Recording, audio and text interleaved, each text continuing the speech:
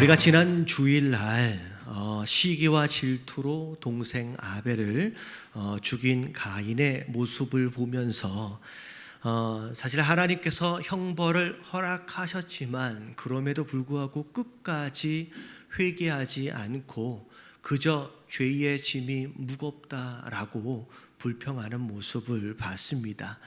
사실 하나님께서 보실 때 너무나도 뻔뻔한 모습의 가인이었지만 그럼에도 그 가인을 위해서 은혜를 베푸시는 모습을 우리가 함께 살펴봤지요. 자, 그런 가운데 결국 오늘 말씀을 보니까 이 가인이 하나님을 떠나갑니다. 자, 하나님을 떠난 가인과 그의 후손들에 대한 이야기가 오늘 여러 이름들과 함께 쭉 나오는데, 자, 오늘 말씀을 통하여 하나님께서 주신 메시지가 뭐냐? 여러분, 하나님을 떠난 자들이 결국 어떤 삶을 사는지, 그리고 하나님 안에서의 인생이 얼마나 중요한지에 대하여 우리가 오늘 말씀을 통하여 함께 은혜를 나누도록 하겠습니다. 자, 첫 번째, 1번 같이 한번 읽어볼게요. 다 같이 시작. 가문에 대물림 되는 죄와 저주의 고리가 있다. 자, 가문에 대물림 되는 죄와 저주. 여러분, 이 표현 자체가 사실 그렇게 익숙한 표현은 아닐 겁니다. 처음 딱 들었을 때 교회에서 이렇게 듣기에는 좀 어색한 어떤 부분들이 좀 있어요. 오히려 어디에서 좀 들어봄지 하냐면 어떻게 좀 무당집이라든지 점집이라든지 어디 대대손손 뭐 흘러내려가는 무슨 저주가 있느니 뭐 이런 얘기가 교회 안에서는 좀 어울리지 않는 것 같잖아요. 점집이나 이런 데서 좀 어울리는 것 같은. 자, 근데 여러분 이게 여러분 이제 세상적인 이야기가 아니라 여러분 성경 안에 있는 이야기예요. 이런 말씀을 통해서 몇 가지 예를 좀 들어드리도록 하겠습니다. 이게 어떤 의미를 갖고 우리에게 어떤 영향을 미치는지 우리가 함께 말씀을 나눌 텐데, 자, 오늘 먼저 본문으로 돌아가서 이제 가인을 보니까 결국 가인이 하나님을 떠나서 놋이라고 하는 땅에 거주를 합니다.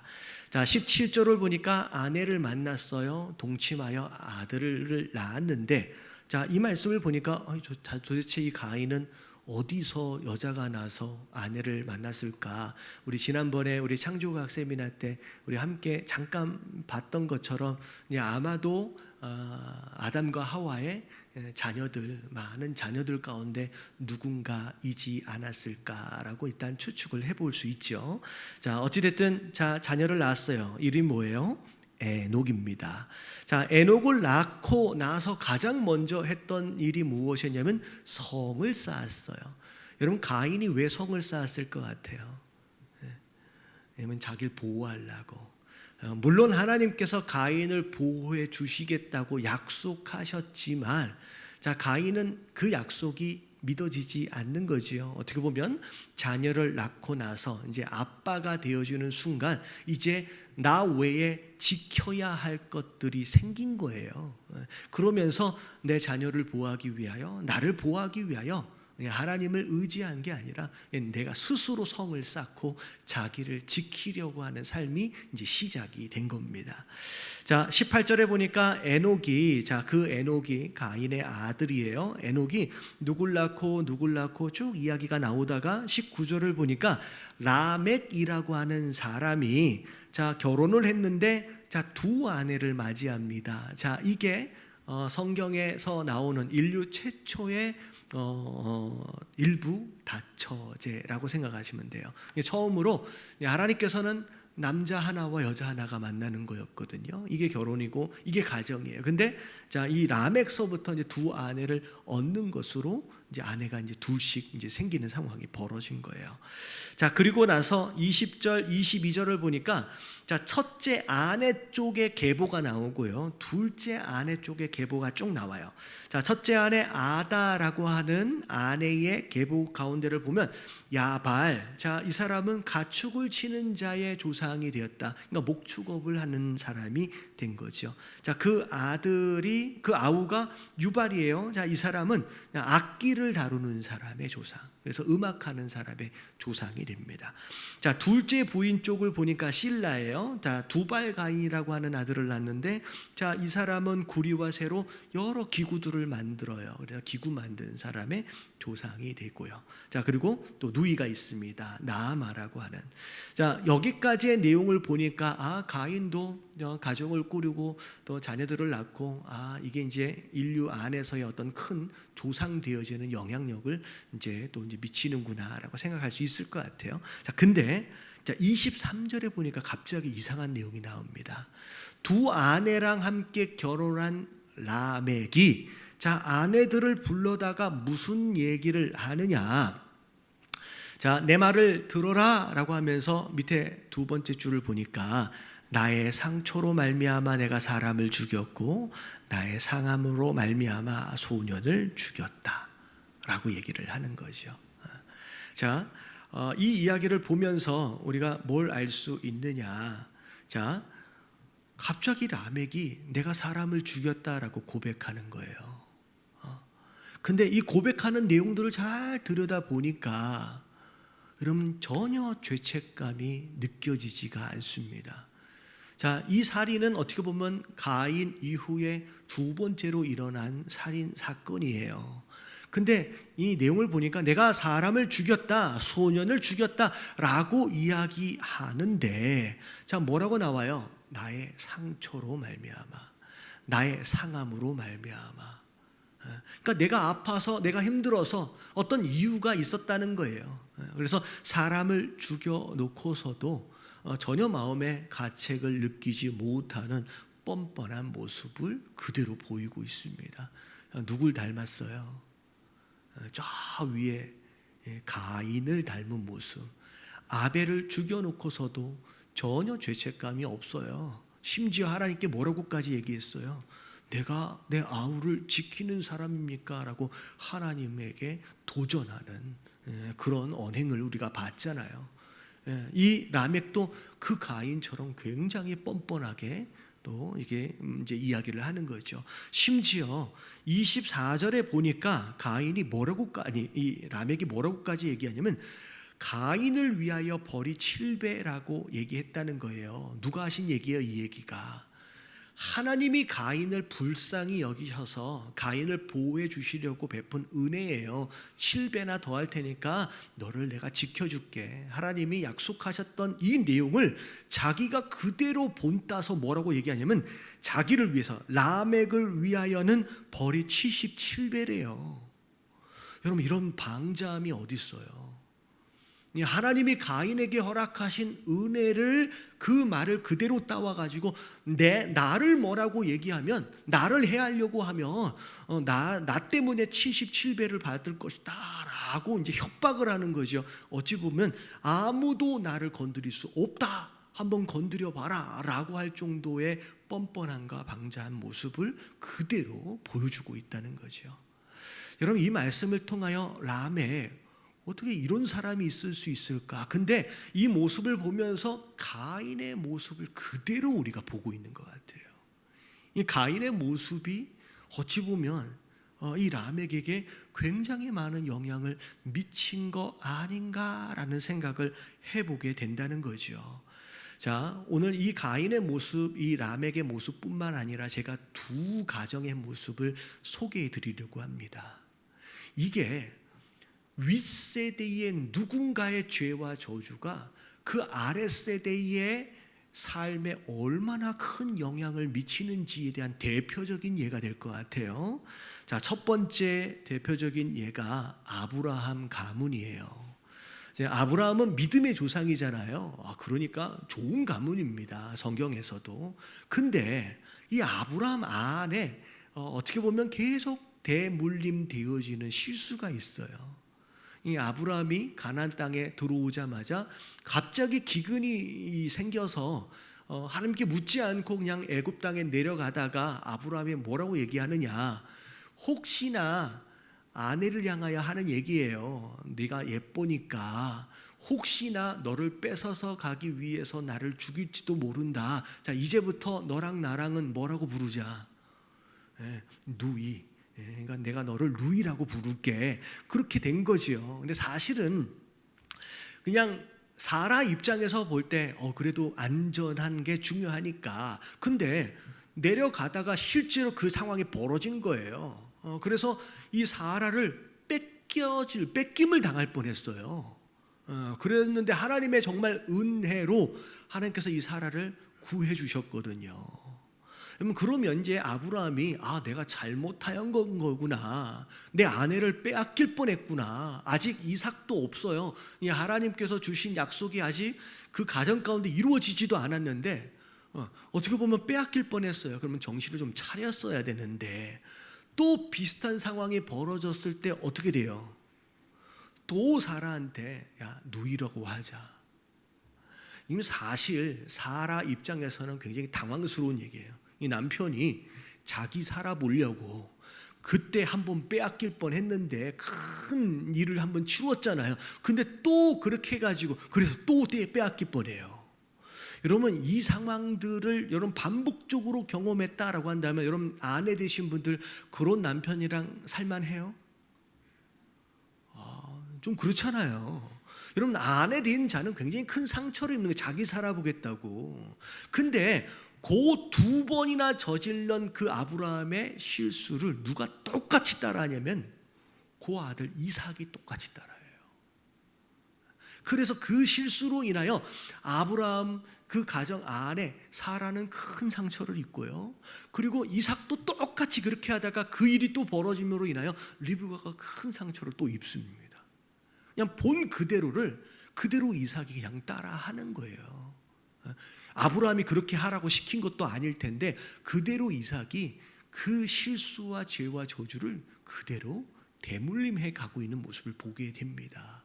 그리고 그 다음 세대를 보면 야곱이 등장을 하는데 이 야곱은 굉장히 특이한 상황의 삶을 삽니다.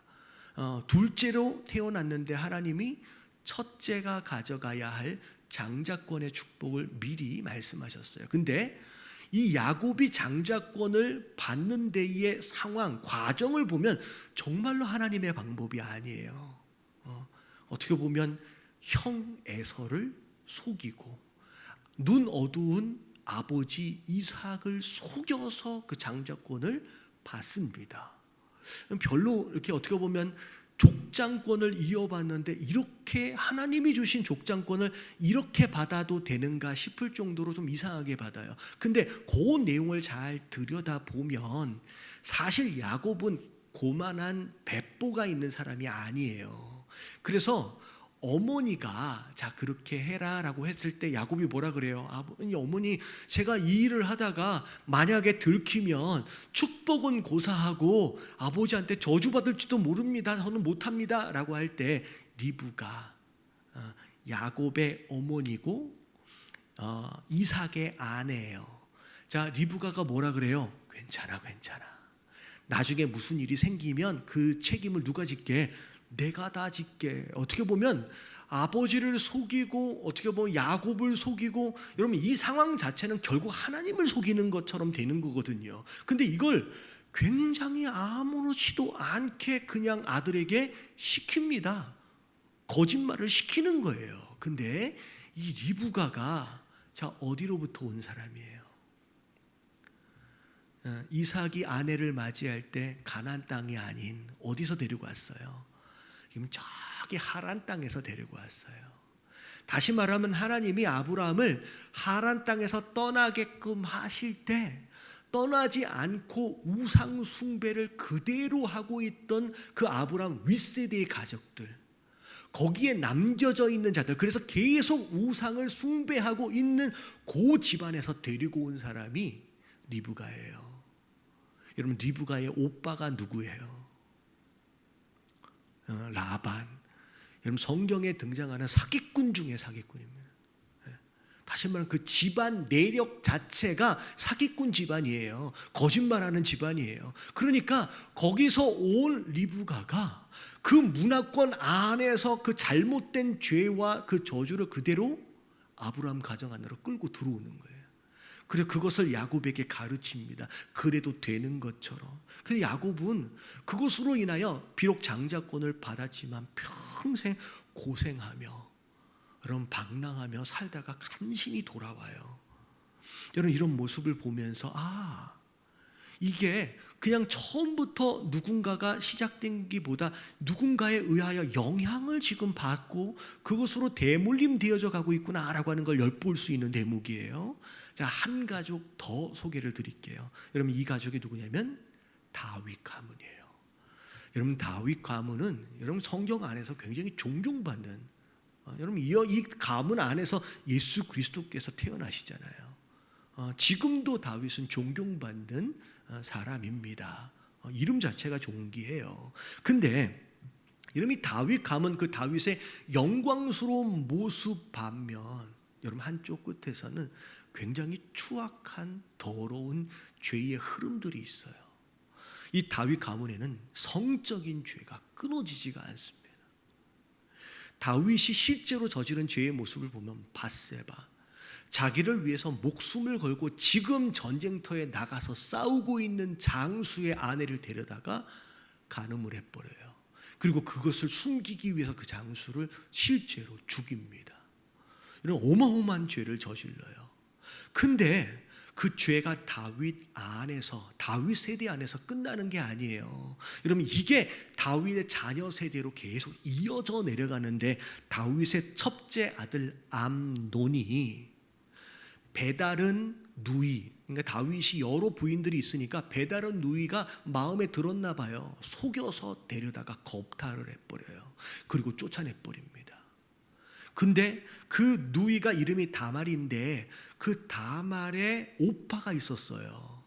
누구냐면 압살롬이에요. 압살롬이 화가 나지요. 내 여동생을 데려다 겁탈해놓고 또 쫓아내버려. 그래서 이 압살롬이 나중에 2년을 기다렸다가 암논을 자기 집에 초대해가지고 다른 왕자들이 다 보는 앞에서 거기서 죽여요. 그러니까 다윗의 죄가 그 세대에 끝나는 게 아니라 그 자녀 세대로 계속 이어지는데 나중에 이 압살롬이 아버지가 겁나서 이방으로 도망가 있다가 아버지가 용서해 주니까 돌아왔는데 자숙하고 있어야 되는데 이게 반역을 저지르면서 파렴치한 일을 합니다. 아버지가 도망가면서 두고 간 후궁들을 백성들이 보는 대낮에 옥상으로 다 올라가서 전부 다 겁탈을 해요. 우리 아버지하고 나는 완전히 원수가 되었다라고 하는 걸 증명하기 위해서 아버지의 후궁들을 벌건 대낮에 겁탈을 해요.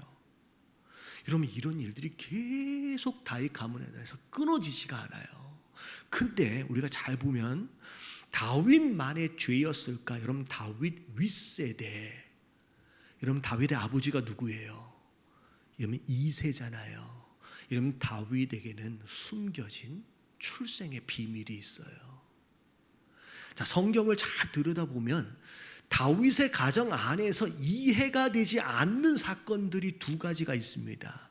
자, 그 사건이 뭐냐면 하나님께서 사울 왕을 버리시고 새로운 왕을 기름 붓기를 이 사무엘 선지자에게 명령하셨을 때 사무엘 선지자가 하나님 명령하신 대로 이새의 집안에 가요. 아들들을 다 데리고 오십시오. 하나님께서 새로 세우실 왕을 지금 기름 붓길 원하십니다. 아들들을 다 오라고 했는데 이새 아버지가 아들들을 다 데리고 왔는데 자, 누구만 빠졌어요? 다윗만 빠졌어요. 하나님께서 여기 있는 아들 아니다. 새로 다른 아들이 있느냐라고 했을 때 그때서야 이새가 들에 양치고 있는 막내가 있는데요 하면서 뒤늦게 데리고 와서 기름을 부어요. 그 사건도 좀 이상하잖아요. 그리고 나중에 다윗이 골리앗하고 싸우러 나가기 직전에 큰 형이었던 엘리압이 다윗을 저주하는 내용을 보면 아니 큰 형이 막내 동생에게 이렇게까지 이야기할 수 있을까 싶을 정도로 그래도 나름 용기를 가지고 싸워보겠다고 나가는데 네가 전쟁을 구경하러 왔느니 하면서 교만하느니 뭐 하면서 이 막내 동생을 엄청 저주합니다. 그 모습을 보면서 아니 이 집이 왜 이럴까? 아버지와 다윗과의 관계도 이해가 안 가고요. 형제들과 다윗과의 관계도 이해가 안 가요. 근데 성경을 잘 들여다보니 숨겨진 출생의 비밀이 있어요. 자, 시편 51편 5절 말씀 같이 읽어볼게요. 시작. 내가 죄악 중에서 출생하였으며 어머니가 죄 중에서 나를 잉태하였나이다. 자기가 태어난 것에 대하여, 자기가 이 땅에 이 엄마 뱃속에 잉태되어진 것에 대하여 뭐라고 얘기하냐면 내가 죄 중에 출생했대요. 다시 말하면 다윗의 생모와 이새는 정상적인 부부관계가 아니었어요. 이 잘못된 관계 안에서 태어났다. 그래서 죄 중에라고 이야기를 하는 거예요. 그리고 시편 69편 8절에 보면 조금 더 의미심장한 표현들이 있습니다. 같이 읽어볼게요. 시작. 내가 나의 형제에게는 객이 되고 나의 어머니의 자녀에게는 낯선 사람이 되었나이다. 다윗에게 있어서 생모와의 관계 안에서 태어난 형제들이 있어요. 근데 그 형제들에게 있어서 다윗은 뭐가 되어 있어요? 객, 손님이 되어 있는 상황이에요. 그리고 나의 어머니의 자녀에게는 이라고 또다시 표현을 하는데 여러분 이건 정상적인 표현이 아니죠. 나의 어머니의 자녀는 그냥 간단하게 얘기하면 형제예요. 근데 형제라고 얘기할 수가 없어요. 뭐라고 표현해요? 나의 어머니의 자녀, 남처럼 이야기가 되어지는 거예요. 낯선 사람이 되어 있다라고 얘기를 합니다. 다시 말하면 다윗이 이새의 집에서 지금 살고 있지만 이새의 집에서 태어난 7명의 형제들과 다윗은 배다른 형제예요. 다시 말하면 평생 어린 시를 어떻게 살았어요? 배다른 형제 아래에서. 그러니까 이새 입장에서 볼 때 수치스러운 자식이에요. 얘가 태어나서 창피한 거예요. 그리고 형제들 사이에서도 뭐 이런 게 하나 태어나가지고 망신스럽게. 그래서 사무엘 선지자가 왔을 때 굳이 얘를 드러내고 싶지 않은 거예요. 숨겨진 막내 아들. 그래서 다 오라고 했음에도 불구하고 7명의 자기 정부인에게 태어난 아들만 딱 부르고 얘만 따로 뺍니다. 엘리압이 평생 얘만 보면서 다윗만 보면 화가 나는 거예요. 뭐 이런 게 태어나가지고 우리 가문에. 그러니 이 다윗을 향하여 그렇게 욕하는 게 이해가 되잖아요. 자, 마지막 시편 27편 10절 말씀 같이 읽어볼게요. 시작. 내 부모는 나를 버렸으나 여호와는 나를 영접하시리이다. 다윗은 이 상처를 가지고 살아갑니다. 다시 말하면 다윗의 성적인 범죄가 자 어디로부터 내려온 거예요? 여러분 이새로부터 내려와요. 근데 이새의 이 범죄, 이 성적인 죄가 이새에서부터 시작된 게 아니에요. 타고 쭉 올라가면 다윗이 어느 지파 사람이에요? 여러분 유다 지파 사람이에요. 여러분 유다 또한 똑같이 비슷한 죄를 짓습니다.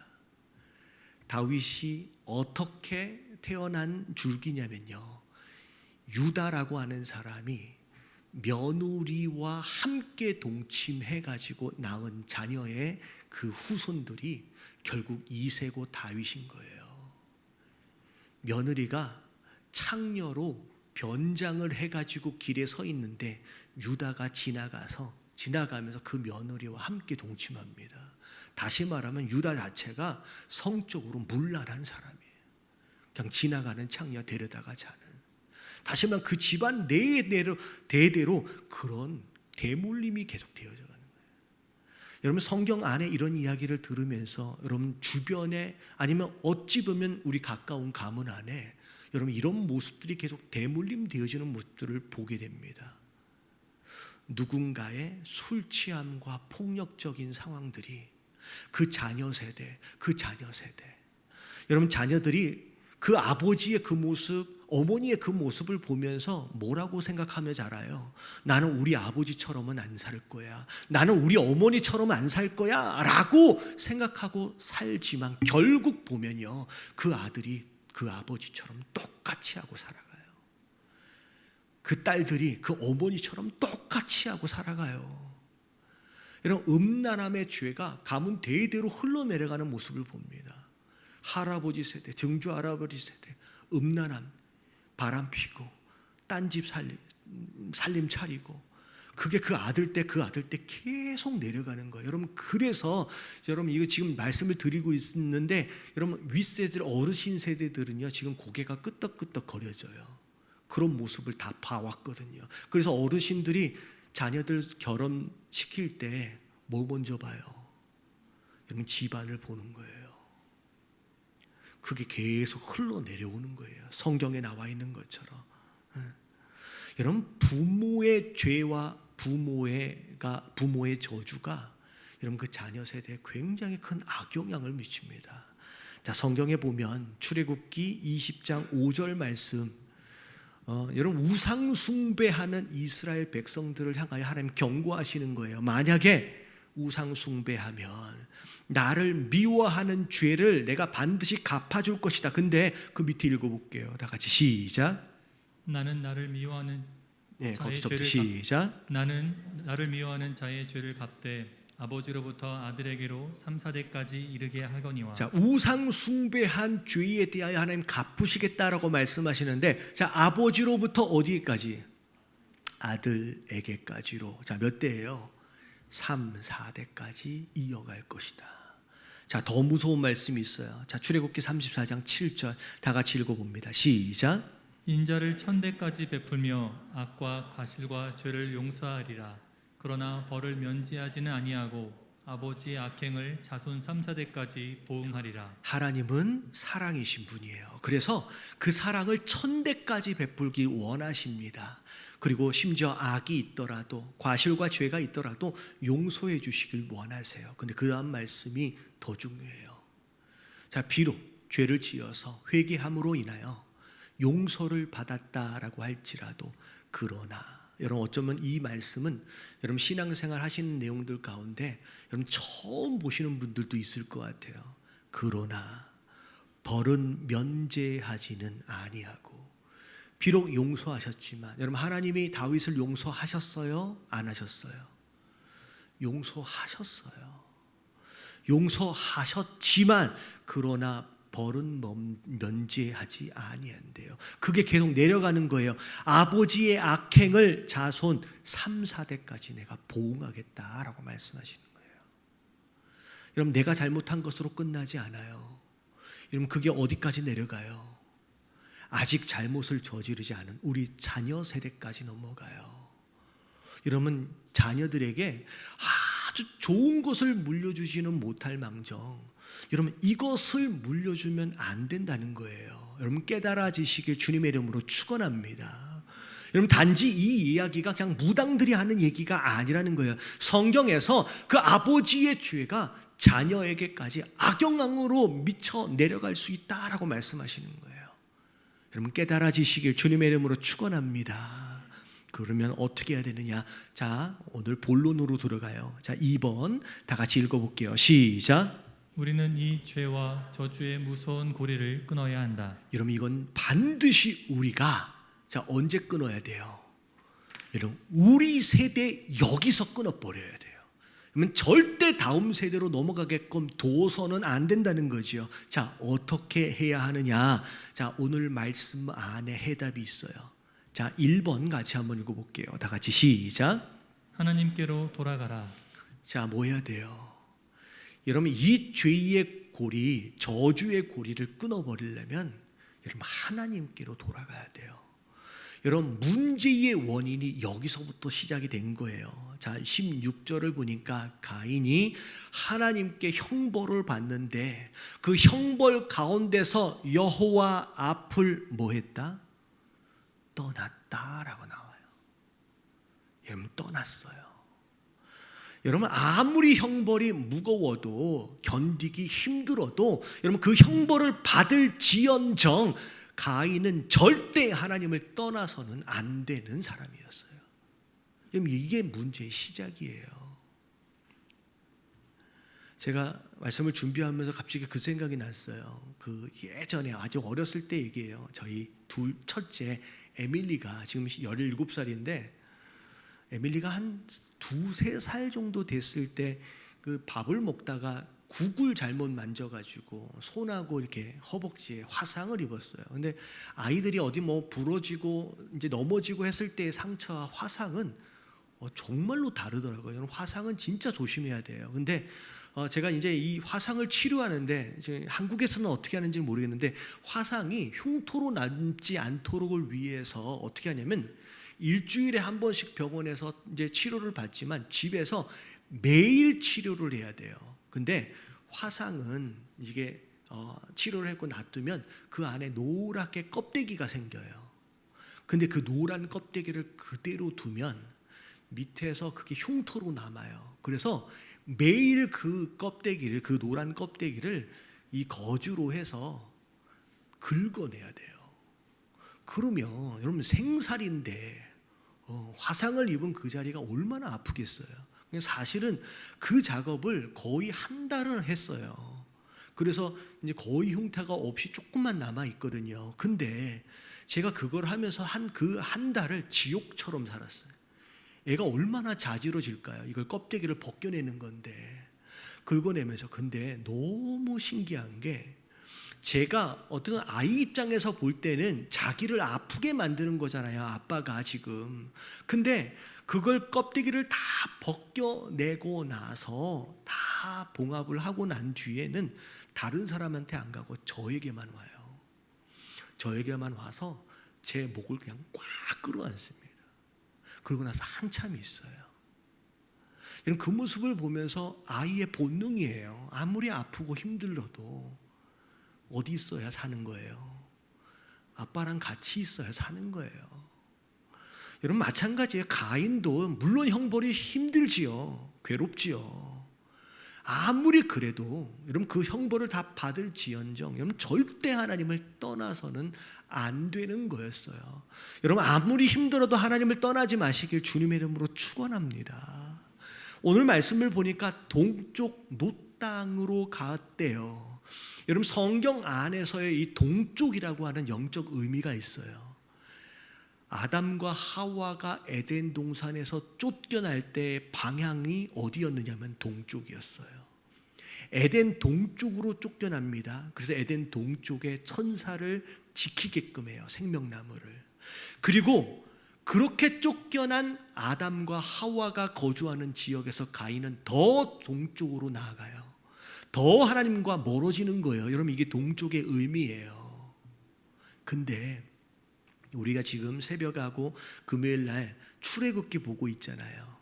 출애굽기에 하나님께서 성소, 하나님을 예배하는 장소를 만들어라 라고 명령하시는데, 성소로 들어오는 문이 딱 한 군데 있어요. 딱 한쪽 면에만 문이 있는데 그 문이 어느 쪽을 향하여 나 있는지 아세요? 동쪽을 향하여 나 있어요. 다시 말하면 성소를 만드시고 하나님이 예배를 이렇게 설명하고 계시는 거예요. 죄를 짓고 계속 동쪽으로 피하고 떠나는 인생들로 하여금 빨리 그 안으로 돌아오란 얘기예요. 그래야 산다라고 말씀하시는 거예요. 여러분, 우리가 지금 예배를 드리고 있는 이것도 마찬가지예요. 죄로 인하여 우리는 동쪽으로 멀리 떠났던 자예요. 여러분, 동쪽으로 열어주신 그 길을 통하여, 그 문을 통하여 우리가 하나님을 경험하고 하나님 품 안으로 돌아가는 것인 줄로 믿습니다. 그래서 여러분, 이 죄와 저주의 고리를 끊어버릴 수 있는 유일한 방법은, 먼저 모든 문제의 시작이 하나님을 떠나는 것에서부터 시작됐기 때문에 하나님께로 돌아가는 것으로부터 시작이 되는 거예요. 그래서 시편 116편 7절 말씀 같이 한번 읽어봅니다. 시작. 내 영혼아, 내 평안함으로 돌아갈지어다. 여호와께서 너를 후대하심이로다. 네, 평안함으로 돌아간다. 죄와 저주로부터 자유로운 평화로움은 누구에게로 나아갈 때? 하나님께로 나아갈 때. 집 떠났던 둘째 아들이, 탕자가 아버지께 돌아갈 때 아버지께서 후대하시며 다 받아주신 것처럼 아버지께로 돌아가야 평안을 얻는 것처럼 우리 인생도 마찬가지예요. 죄 때문에 저주받은 인생, 땅이 저주를 받고 삶 전체가 저주를 받았어요. 우리가 그 저주의 고리를 끊어버리기 위해서는 아버지께로 돌아가는 거예요. 할렐루야. 옆에 계신 분들에게 인사 좀 해주세요. 아버지께로 돌아가야 합니다. 그게 문제 해결의 시작이에요. 그리고 두 번째 2번 읽어볼게요. 다 같이 시작. 예수님은 모든 죄와 저주의 마침이 되신다. 여러분, 성막은 영적으로 예수님을 의미합니다. 그리고 동쪽으로 나 있는 유일한 그 문 또한 예수님을 의미해요.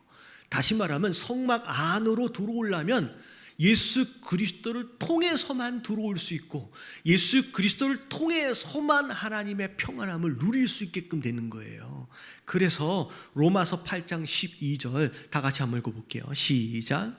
그러므로 이제 그리스도 예수 안에 있는 자에게는 결코 정죄함이 없나니 이는 그리스도 예수 안에 있는 생명의 성령의 법이 죄와 사망의 법에서 너를 해방하였음이라. 예수님 안에만 있으면 정죄함이 없대요. 더 이상 그 죄가 나를 고소할 수가 없다는 얘기예요. 그리고 그리스도 예수 안에 있는 생명의 성령의 법이 죄와 사망의 법에서, 자, 이 죄와 사망의 법이 지금 오늘 이야기하고 있는 죄와 저주예요.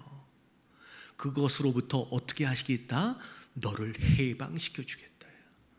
여러분, 예수 그리스도 안에서만 우리가 그동안 가문 대대로 대물림해 왔던 그 죄와 저주의 고리를 끊어낼 수 있는 유일한 방법이다라고 하는 거, 여러분, 예수님께서 이 모든 죄와 저주의 마침을 찍으셨다라고 하는 거 여러분 믿으시게 되길 주님의 이름으로 축원합니다.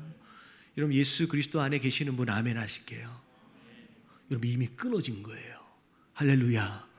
예수 그리스도 안에서 전부 다 끊어내셨어요. 여러분, 그 안에서 축복을 이제 누리면 되는 거예요. 근데 마지막 한 가지가 남아있어요. 자, 3번 같이 한번 읽어볼게요. 다 같이 시작. 말씀과 성령의 충만으로 축복을 선택하는 삶을 살아라. 자, 선택이에요. 자, 예수 그리스도 안에 있는 자들로서 여러분 이제는 여러분들 스스로 선택해야 합니다. 자, 오늘 말씀 라멕을 보니까 맨 뒤에 보니까 가인 이야기를 해요. 가인을 위해서는 벌이 7배라고 한다면 나를 위해서는 77배다. 여러분, 이 말, 이 표현 안에 뭐가 숨어 있냐면 내가 지금 이런 죄를 저질러 버린 것이 사실은 누구의 책임도 있다? 가인의 책임도 있다는 거예요. 여러분, 제가 가문에 대물림 되어지는 죄와 저주를 이야기할 때 여러분도 오해하지 마세요. 자기가 지금 선택하여 저지르고 있는 죄와 저주에 대하여 여러분 핑곗거리가 되면 안 돼요. 아, 내가 지금 이렇게 사는 것은 우리 아버지 때문이야.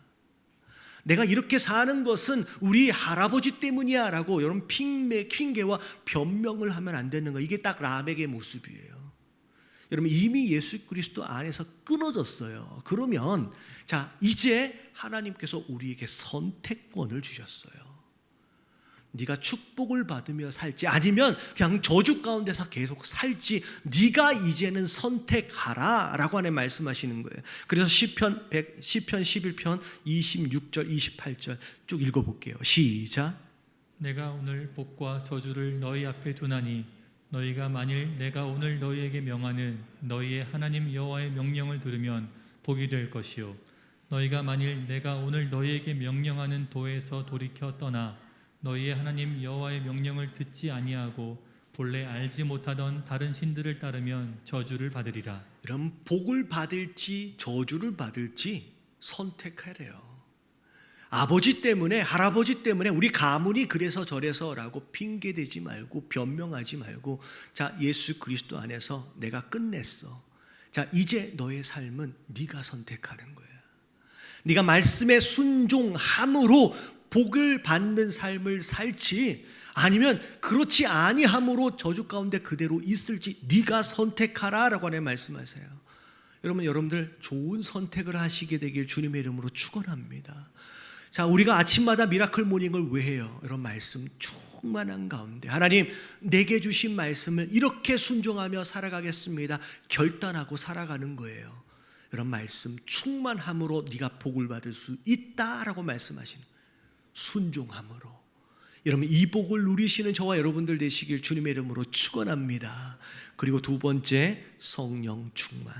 자, 이사야서 32장 15절 같이 읽어봅니다. 시작. 마침내 위에서부터 영을 우리에게 부어주시니 광야가 아름다운 밭이 되며 아름다운 밭을 숲으로 여기게 되리라. 마침내 위에서부터 영을 우리에게 부어주시리니. 여러분 성령 충만임이에요.